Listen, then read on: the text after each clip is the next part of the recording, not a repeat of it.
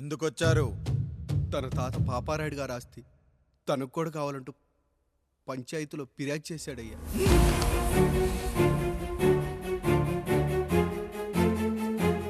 మస్తా గారు, ఆ దస్తావేజులు ఇవ్వండి. అయ్యా, మరి మా సంగతి ఏంటి? అడగరేంటి? అవునన్నయ్యా, ఈరోజు మీ పన్మేష్ కొడుకొచ్చాడు, రేపు ఆ పాలదం కూతురు వస్తుంది. ఇలా వచ్చినోళ్ళంతా మీ సంతానమని తెలిసాక అదిగో ఆ కాముడు చెప్పినట్టు మా ఆయన వాటా కిందో బాత్రూము, నాకో సబ్బు బిల్ల, నా పుట్టబోయే బిడ్డకు ఒక బొట్టు బిల్ల, ఇదే మిగులుతుంది. అయినా ఊరి జనాభా కన్నా అన్నయ్య పిల్లల సంఖ్య ఎక్కువైపోతుంది. వాళ్ళందరూ ఇంటి మీదకి వచ్చేలోపు మా ఆస్తి మాకు ఇచ్చేస్తే మా బతుకులు మేము బతికేస్తాంగా. అవునన్నయ్య, మా ఆస్తి మాకు కావాలంతే. ఎవరిని పట్టుకుని ఏం మాట్లాడుతున్నారయ్యా? గా ఉన్నప్పటి నుంచి ఆయన మిమ్మల్ని సాగుతూ ఉన్నారు. ఈరోజు పెరిగి పండయ్యాక మా దారి మేము చూసుకుంటాం అనడం న్యాయం కాదయ్యా, న్యాయం కాదు. ఏ ఆయన నీకో కొడుకునిచ్చాడా? వాడి పేరేంటి? ఐఫోనా? ఎరా, ఆస్తి కావాలా? 4 బ్రష్లతో తోముకుంటే ఎక్కడ విడిపోతామో అని నా బ్రష్ టూత్ పేస్ట్ నీకు త్యాగం చేసినప్పుడు అప్పుడు అడగాల్సిందిరా, అన్నయ్య ఆస్తి కావాలి అని. ఎరా, నేను వాడిపారేసిన లంగోటాలు మార్చి మార్చి చొక్కాలు చేతిగుడ్డలుగా వాడారే, అప్పుడు అడగాల్సిందిరా, అన్నయ్య ఆస్తి పంచు అని.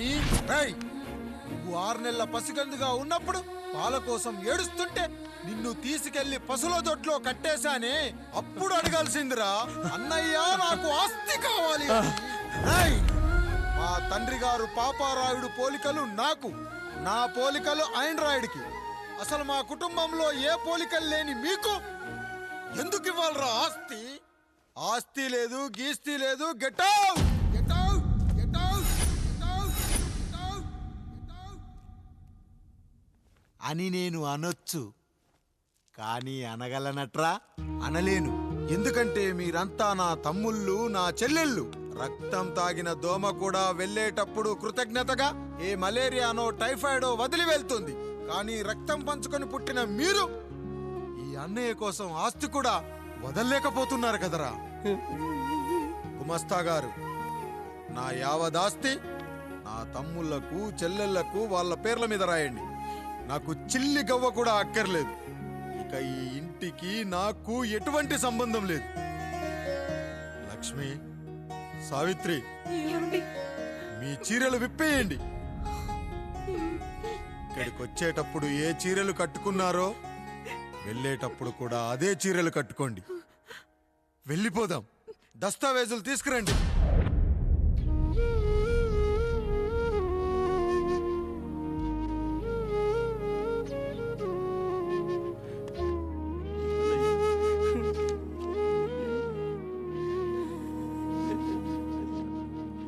ఇక ఈ ఇంట్లో నా పేరు వినపడితే నా తమ్ముళ్ళు, చెల్లెళ్ళు బాధపడతారయ్యా. ఈ ఇంట్లోనే కాదు, ఈ దస్తావేజులో కూడా నా పేరు ఉండకూడదు. నేను ఇక్కడ సంతకం పెట్టి వీళ్ళ మనసు నొప్పించలేను. అయ్యా, మొత్తం వదిలేసి మీరెలా బతుకుతారయ్యా? ఎండకు నీడలా, వర్షానికి గొడుగులా నన్ను ఇన్నాళ్ళు కాపాడింది. కష్టాల్లో సుఖాల్లో నాకు తోడుగా నిలిచింది. నా నిజమైన ఆస్తిని, కుటుంబ గౌరవాన్ని కాపాడింది. ఇదేరా నా ఆస్తి, అంతస్తు. ఇదే మా నాన్నగారిచ్చిన లంగోట. బంగారం లాంటి తమ్ముళ్ళే లేనప్పుడు నాకు మాత్రం ఈ బట్టలెందుకురా? వెతికిన దొరకదే రూపం, అరి పిలిచిన పలకదే ప్రాణం. వెతికా నువ్వు నడిచిన దారుల్లో, బ్రతికే నువ్వు విడిచిన శ్వాసల్లో. హో నీడనడిగా, గాలినడిగా, ఎక్కడని నా ప్రాణం. ఏరునడిగా, ఊరునడిగా, ఎందుకని మౌనం.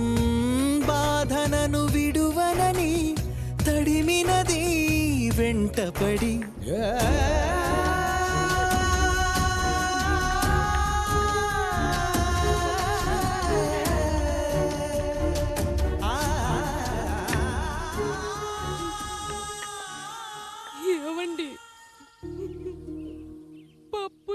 చెమట పడుతుందండి. ఇడ్లీలో 2 చెంచాల ఉప్పు తగ్గించు లక్ష్మి. ఎలాగో మనం పేదోళ్ళమే కదా, కనీసం ఉప్పు ఖర్చైనా తగ్గుతుందనుకో.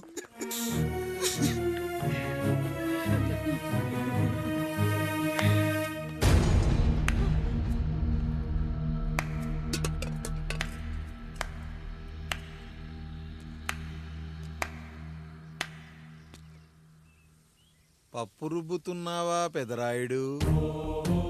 ఎవడికైనా చేసిన పాపం పండుతుంది అంటారు, నీకు మాత్రం అదిగో అలా పిండయింది. అరే రే రే రే రే, చేతి నిండా భార్యలు, ఇంటి నిండా బంధువులు, బీరువా నిండా డబ్బులు, ఊరి నిండా జనాలు. ఏరి ఎక్కడ? ఇంటర్వెల్ ముందు ఇంటర్ చదివే కుర్రాడు ఏదో ఆవేశంగా డైలాగులు చెప్పాడు, సెకండ్ హాఫ్ కు మర్చిపోతాడు అనుకున్నావు కదూ? మర్చిపోవడానికి నువ్వు నాకు ఇచ్చింది అప్పు కాదు, ద్రోహం. అమ్మ వచ్చిన ప్రతిసారి అడిగేవాణ్ణి, అమ్మా నాన్నెక్కడా అని. నీ గురించి తెలిసాక నీ ముందుకొచ్చా, నీ బ్రతుకుని ఇక్కడి దాకా తీసుకొచ్చా. పిక్చర్ అభి బాకీ హే మేరా పితాజీ. నిన్నిలాగే వదిలేస్తే ఈ ఆండ్రాయిడ్ తో వదలవు. సామ్సంగ్లు, హెచ్టీసీలు, లెనోవాలు అంటూ కనిపారేస్తూ మా అమ్మ లాంటోళ్ళ కోసం తిరుగుతూనే ఉంటావు.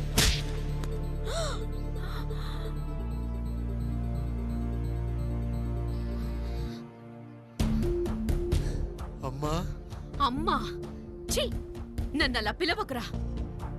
ఎవరిని పట్టుకొని ఎన్ని మాటలు అంటున్నావురా? రాయికి వరమిచ్చిన రాముడు దేవుడైతే, ద్రౌపదికి చీరిచ్చిన కృష్ణుడు దేవుడైతే, నాకు బిడ్డనిచ్చిన ఆయన కూడా దేవుడేరా. ఏంటి, ఇలానే వదిలేస్తే బిడ్డల్ని కంటూ వెళ్తాడా? అసలు ఆయన కంటూ సొంతంగా ఒక్క బిడ్డ కూడా లేడు.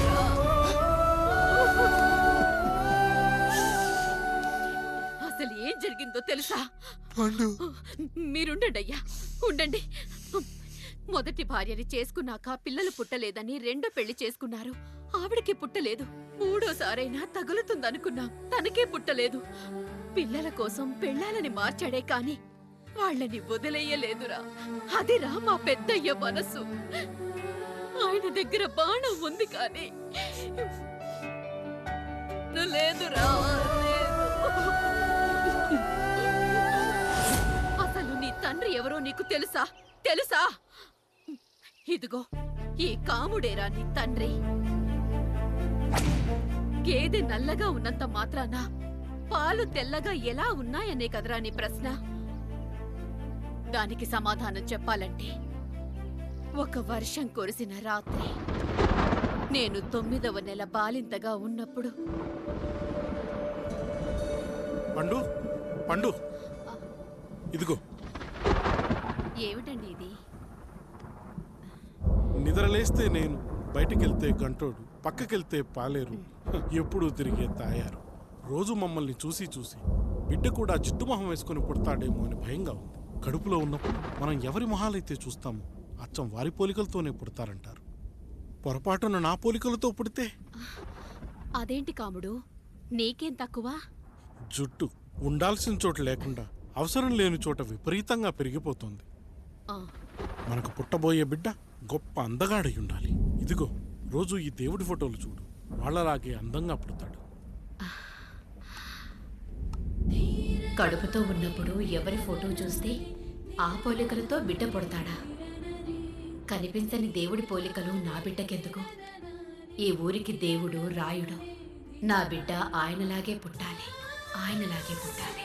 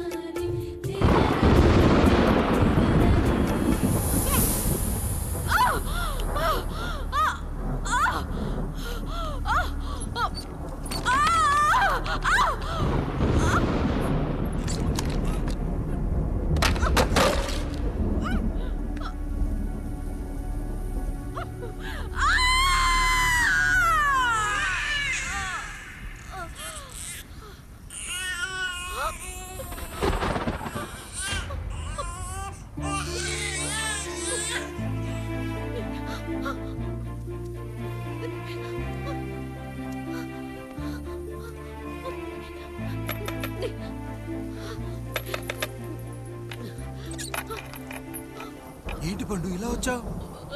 అయ్యా, తప్పు జరిగిపోయింది పెద్దయ్య. ఏం జరిగింది? అసలే నువ్వు ఒట్టి మనిషి కూడా కాదు. ఒక్కసారి ఇటు చూడండి అయ్యా.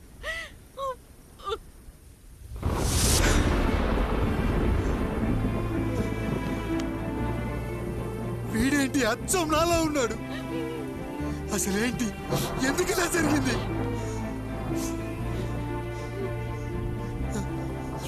నువ్వు ఎప్పుడైనా చీకట్లో పంపు సైడ్ దగ్గరికి వచ్చావా? మరి అమలాపురంలో శివాలయం దగ్గర రత్నాలు నీకేమైనా అమ్మవుతుందా? లేదు. పిఠాపురంలో పద్మం, రామాపురంలో లక్ష్మి, కాకినాడలో సుజాత. అయ్యో దేవుడా, అయ్యా, అసలు ఇదంతా ఎలా జరిగింది పండు? అయ్యా, ఇదంతా కాముడి వల్లే అయ్యా, కాముడి వల్లే. కాముడా? కాముడు కుటుంబానికి నాకు ఏం గుర్తు రావట్లేదే. ఎన్నని గుర్తు పెట్టుకోగలను నేను మాత్రం. అయ్యా, అది కాదయ్యా.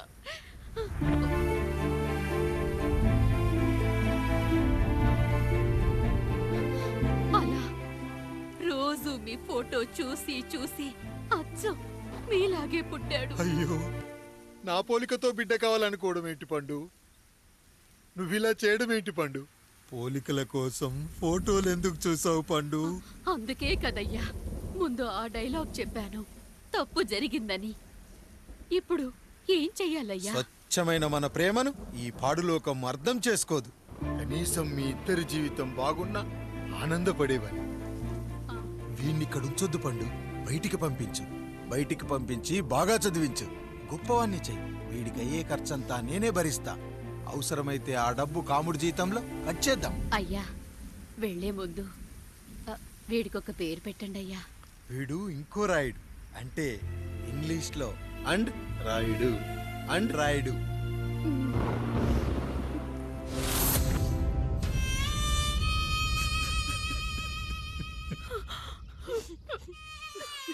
ఇదిరా నీ కథ, నా గతం. నిన్ను చదివించడం కోసం ఆయన మీ నాన్న జీతంలోంచి నెలకి 3,000, 4,000 కోసేసిచ్చేవారు. అప్పుడు ఆయన పడిన బాధ పగవాడు కూడా పడకూడదు. చూసావారా, దేవుడు లాంటి పెద్దయ్యని అనవసరంగా అనుమానించు ఎంత పెద్ద తప్పు చేసావో అర్థమైందా? ఒకడు నిమ్మకాయ పెట్టి పసుపు వేసి ఉప్పు కలిపి పులిహోర చేయొచ్చు, కానీ ఆ పులిహోర ఎప్పటికీ దేవుడి ప్రసాదం. నువ్వు ఆ దేవుడి ప్రసాదం. ఇక ఆయనే మీ నాన్న. చూసావా అమ్మా, ఈ రోజు నుంచి నాకు 3 అమ్మలు, 2 నాన్నలు. నీకు మాత్రం ఒక్కడే భర్త, నాన్నకు మాత్రం ఒక్కటే భార్య. మా నాయనే. అయ్యా, బిడ్డను ఒక్కసారి ఎత్తుకొని తిప్పండి అయ్యా. బాబు, నాన్న,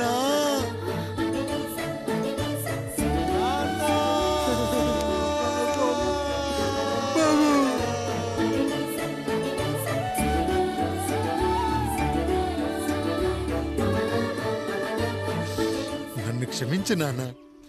ఇప్పటికైనా నిజం అర్థం చేసుకున్నావు. అది నాకు చాలురా, చాలు. చాలదు నాన్న. నిన్ను ఏలెత్తి చూపిన జనంతో చెయ్యెత్తి దండం పెట్టించాలి. అన్నయ్య కంటే ఆస్తి ముఖ్యమనుకున్న మన కుటుంబానికి గుణపాఠం నేర్పించాలి. ఇక నాకు వదిలే నాన్న, నేను చూసుకుంటా.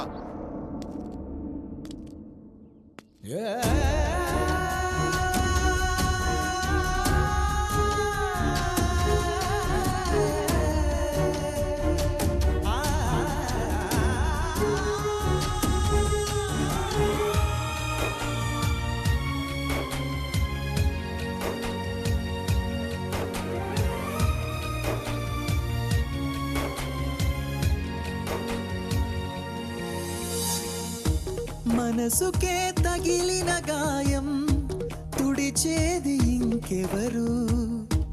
మనిషిలో పెరిగిన ద్వేషం తొలచేది ఇంకెవరు? గుండెలో పగిలిందా కన్నీటి పర్వతమే? ఓదార్పు కరువయ్యే బంధాల సంద్రములో జాలి లేదు, కరుణ లేదు ఈ స్వార్థ మనుషులలోనా? గురుతు మనిషి మంచితనాన బాధనను విడువనని నవ్వినది వెంటపడి.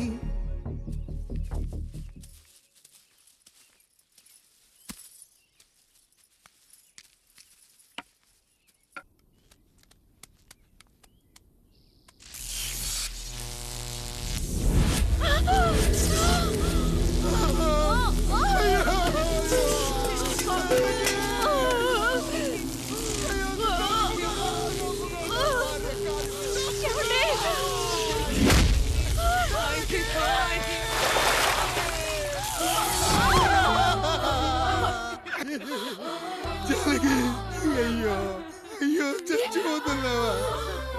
ఎందుకు ఇలా జరుగుతుందండి? నీ మనసులో మాట నాకు తెలియదా? నేను చచ్చిపోతున్నాను, మీరు ఇంకో పెళ్లి చేసుకోండి అని అంటావు కదా. అది కాదండి. అయ్యో మరి ఏంటి జానకి? హాస్పిటల్కి తీసుకెళ్ళండి. హాస్పిటల్.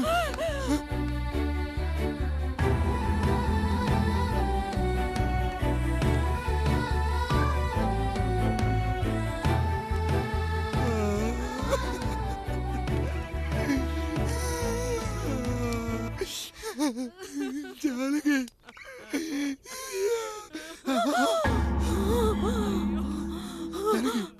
ఏమండి? నేను వెళ్ళిపోతున్నాను. నా కోసం చివరిగా ఒక పాట పాడండి.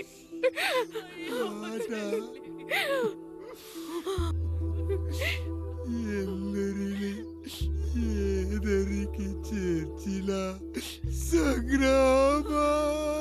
వద్దండి. కష్టాల్లో కూడా మీరు కన్నీళ్ళు పెట్టకూడదండి. వెళ్ళే ముందు అక్కతో కలిసి ఒక మంచి ఊపున్న పాట పాడండి. పాట పాడండి.